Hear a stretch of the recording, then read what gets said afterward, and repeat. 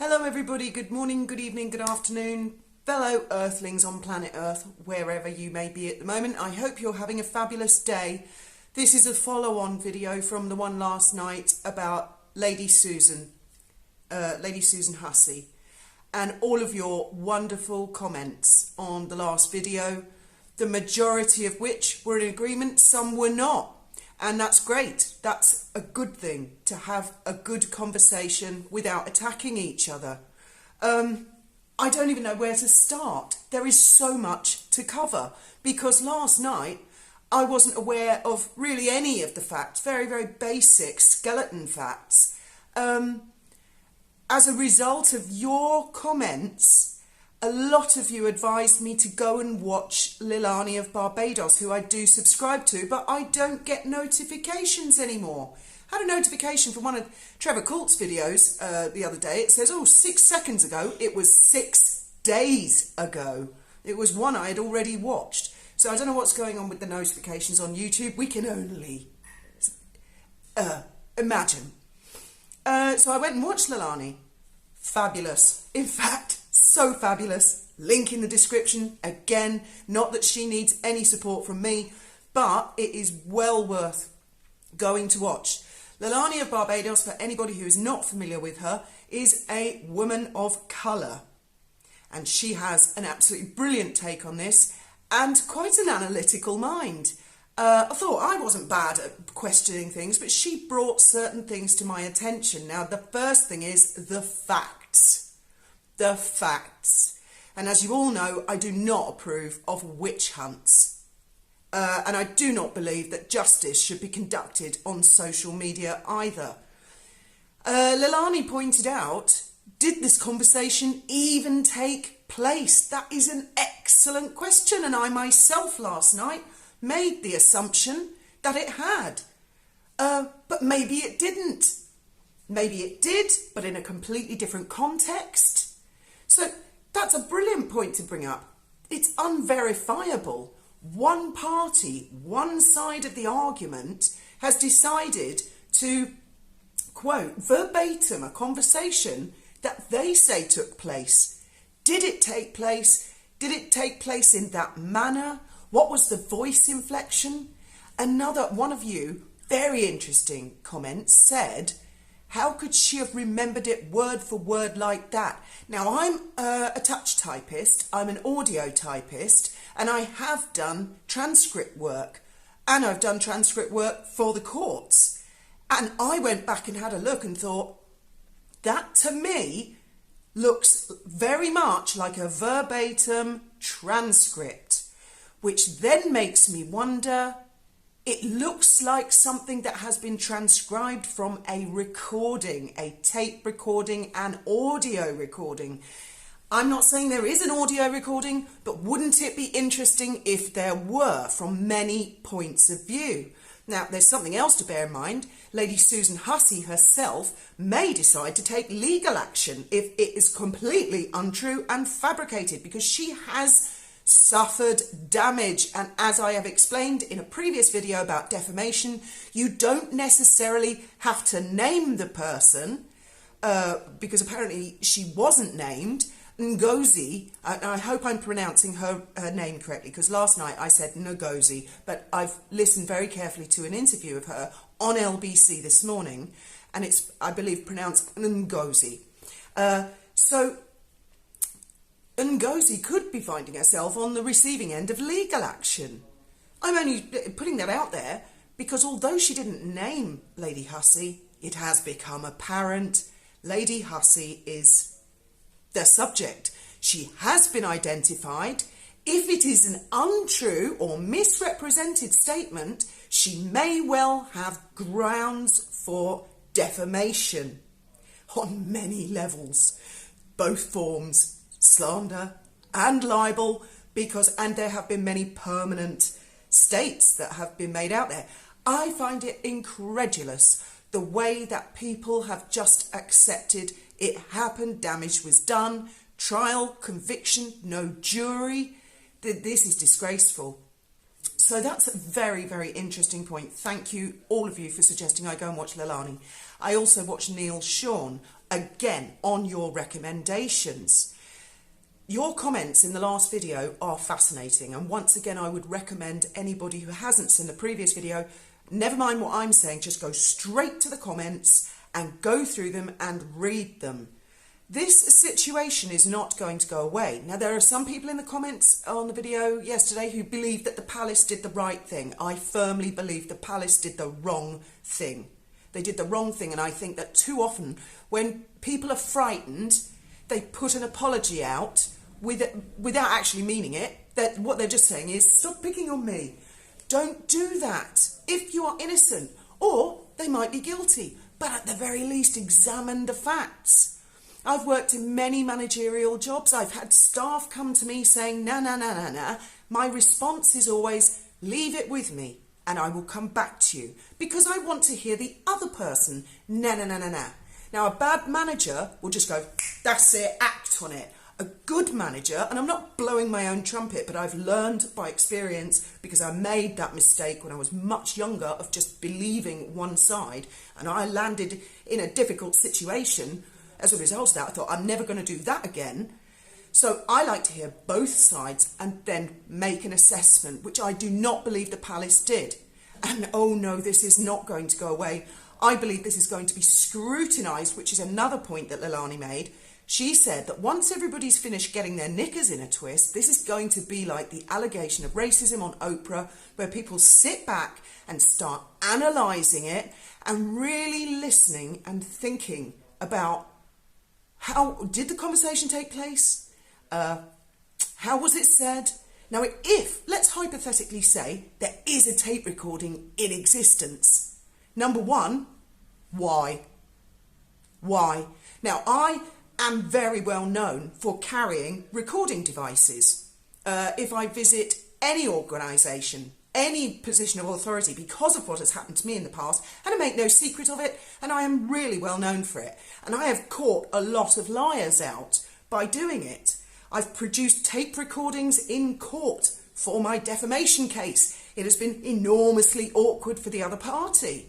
I often, if I have to go and talk to authorities, say, I am recording you, please be aware. Sometimes I don't, and it is a covert recording to just double check their honesty or dishonesty, and you will be amazed at how many dishonest people I have caught. But I wouldn't wear one to Buckingham Palace. It's got to be in context. Under what circumstances, why would someone attend the palace wired? Now, I'm not suggesting Ngozi or anyone else was wearing a recording device, but let's hypothetically for a moment think perhaps they were, in order to prove the way it was said. The immediate question for me is, why did you have a recording device? So that could be awkward. If Lady Susan Hussey decided to take legal action, they might think to themselves, let's bring the hypothetical recording out. Then the court might ask, what were we doing with a recording device? Could look like a setup, which brings me to another point that a lot of you have made, and that was my first thought. We have the Prince and Princess of Wales in Boston. I saw an uncomfortable video of them at, is it basketball?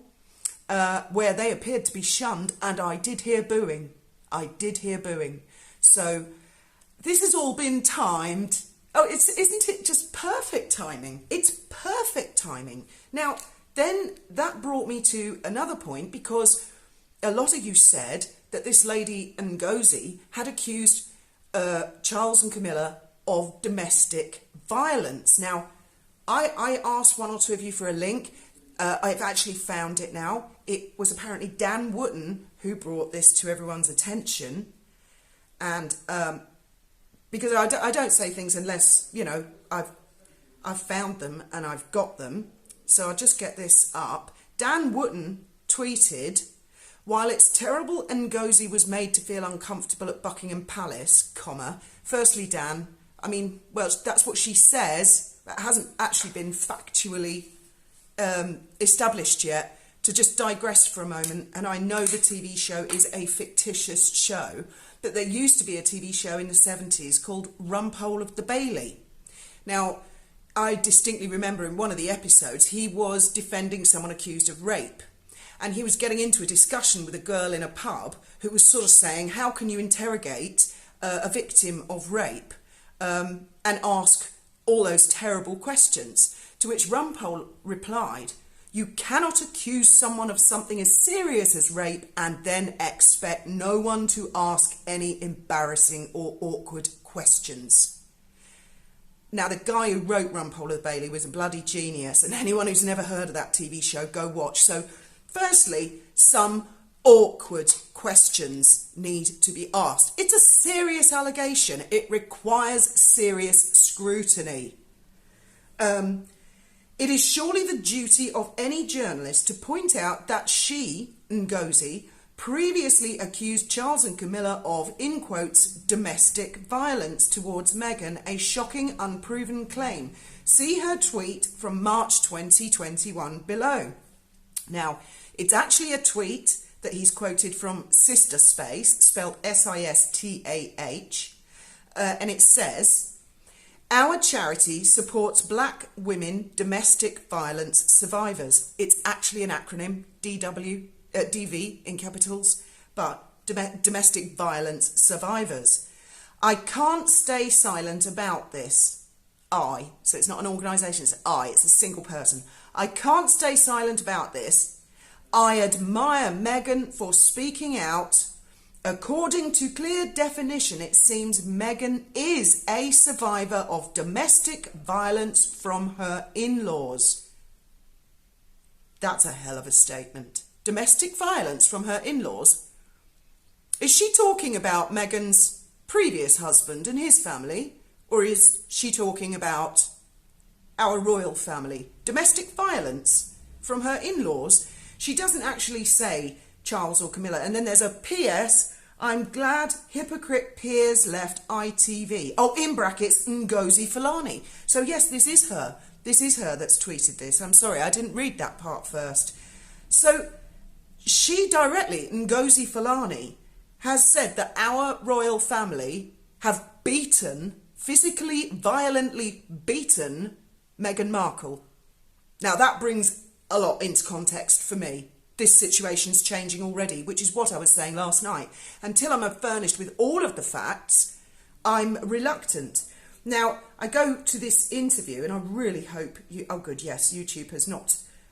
this is, again, under fair use and fair dealing, I'm reviewing. I'm not going to show this clip, but I'm going to play a little bit of the audio of an interview between Ngozi Fulani and another lady who works at LBC. I don't know what her name is. And I will also put a link to this in the description so you can go and listen to this yourselves, in which Ngozi says she was violent, that Lady Hussey was violent, that she assaulted her. She actually says she didn't expect that violence. Now, I don't want to misquote her, so I'm going to play it from that, and hopefully you will be able to hear it clearly enough. Because even though it wasn't physical violence, well, it kind of was because she touched my hair, but that kind of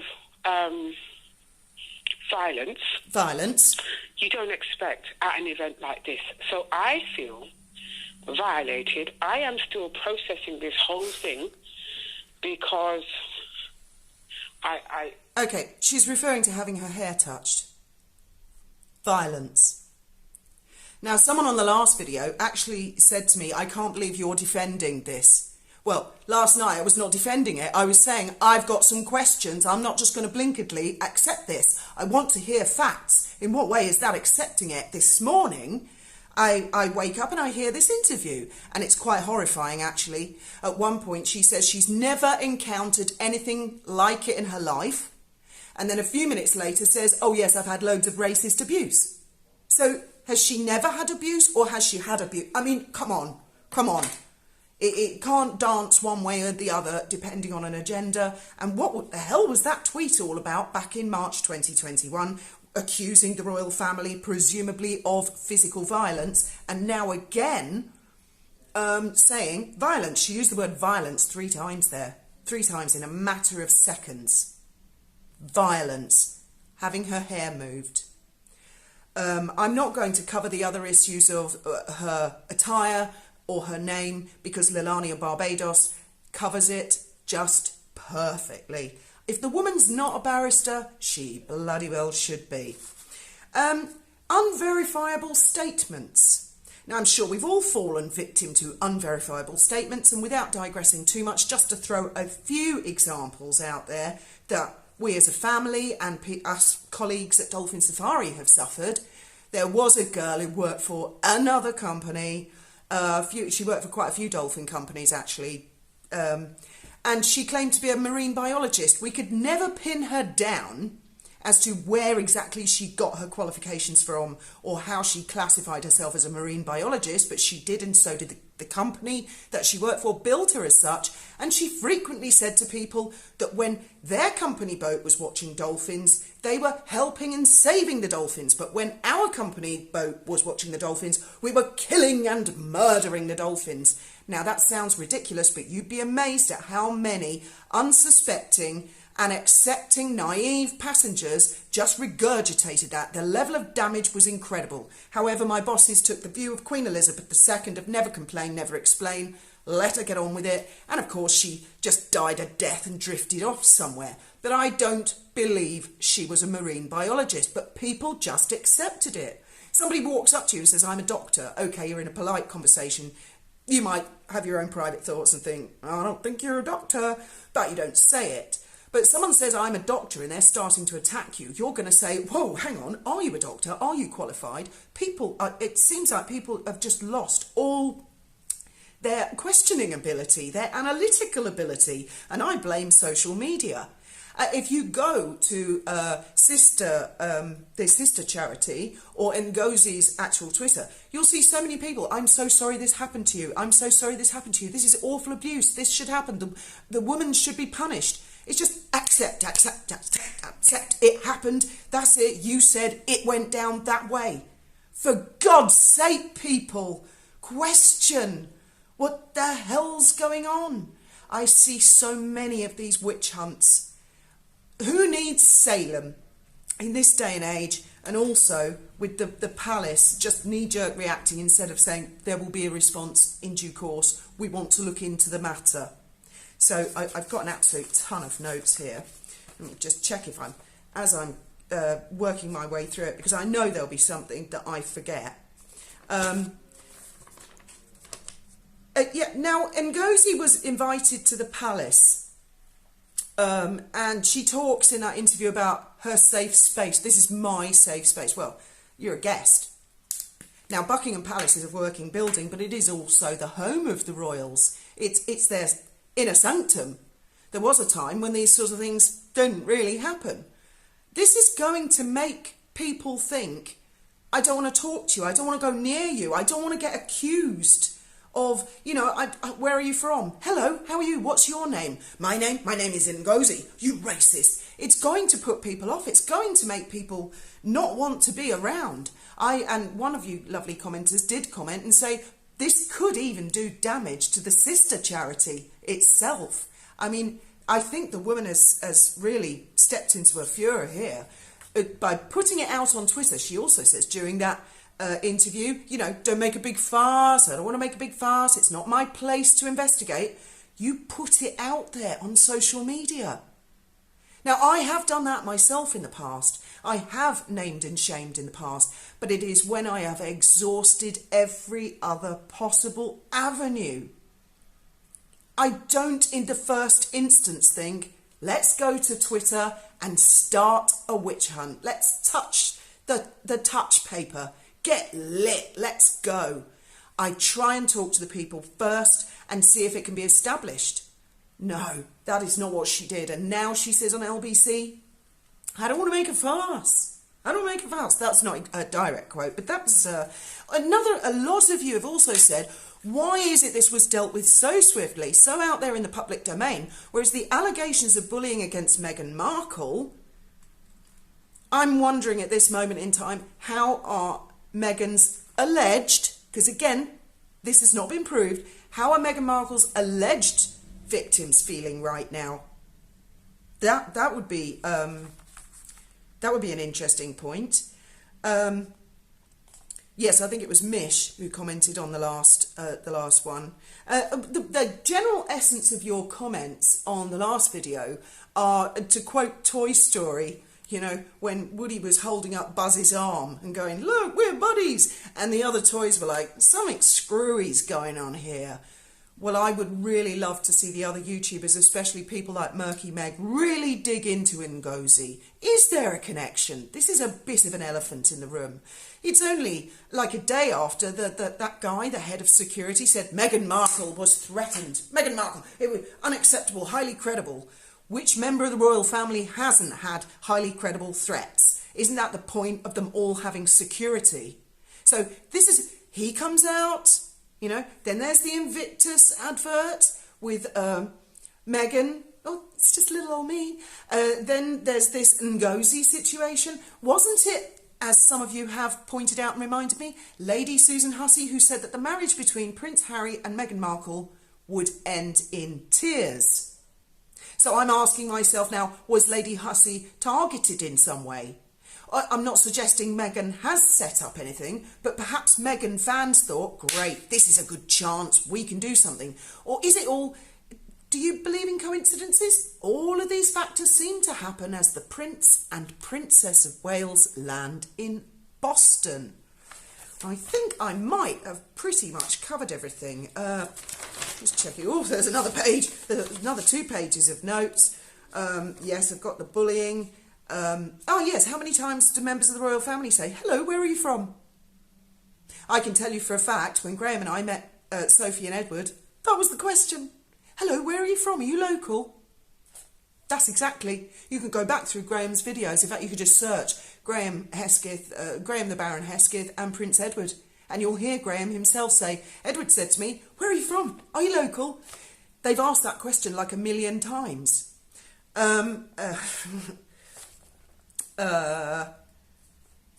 Yes, I've covered that. Oh, the dinner party story. This is actually no reflection on Ngozi or Meghan Markle or anybody. I just thought I'd throw this out there as another example. We invited some people into our house right here for a dinner party, 2 young couples. This is a few years ago. And they behaved exceptionally badly. One young couple behaved very nicely, but the other couple behaved extremely badly. Graham and I just sat silent. Both our kids got up from the dinner table and went to their respective rooms. The other young couple were embarrassed. One of the statements that this badly behaved young couple said was, "Why do I hang this piece of shit round my neck? I must approve of the murders that go on in the name of the State of Israel." Graham and I were jaw-dropped.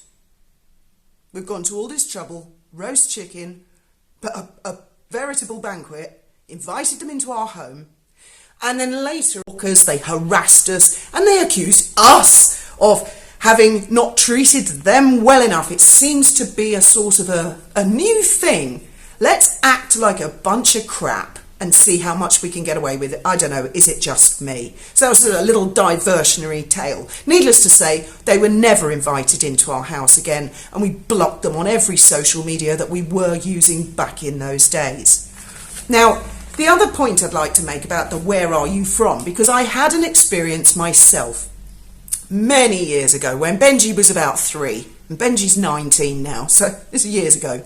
He went to a birthday party, and at the time that we went, we had been in Gibraltar about a couple of days before, and as I've mentioned before, I go incredibly dark, and I was really tanned, really dark, and one of the other parents said to me, "Where are you from?"